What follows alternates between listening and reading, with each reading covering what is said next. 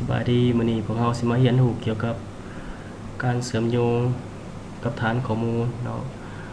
ในตัวอย่างนี้เราสิเสริมโยงกับฐานข้อมูลของ MySQL เนาะด้วย Java เนาะก่อนอื่นพวกเราสิไปดาวน์โหลดเอา JDBC เนาะเราก็เข้าไปหา Google จังซี่แล้วก็เขียนใส่ว่า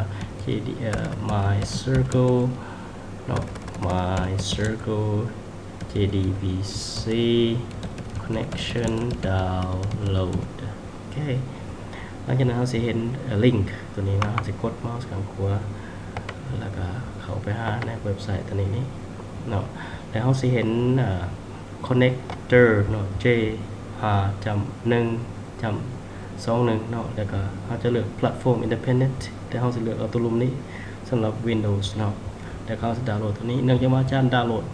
กดดาวน์โหลดที่นี่เนาะหลังจากเนื่องจากว่าอาจารย์ดาวน์โหลดมาไว้แล้วเรา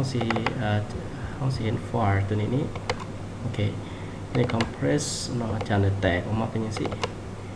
นี่เราต้องการไฟล์นี้เนาะอาจารย์จะ copy ไฟล์นี้มาปาไว้อยู่ใน Eclipse เนาะ Eclipse แล้วก็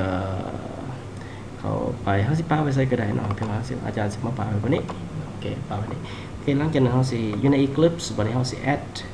เอาตัวนี้มานำใส่เนาะเข้าไปหา project โอเค project เข้าไปหา library จังซี่โอเคเข้าไปหาบอกว่า build configure เนาะbuild path เนาะ configure build path เนาะตัวนี้เข้าไปทีนี้เราจะทำเสียงหน้าตาตัวนี้ขึ้นมาเลยครับบอกว่า add external job เลือกตัวนี้ขึ้นมาเนาะกด open แล้วกด open อย่างนี้เนาะเขาจะได้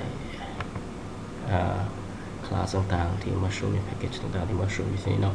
สำหรับบทเรียนตัวนี้เอาไว้อย่างสิก่อนเนาะโอเค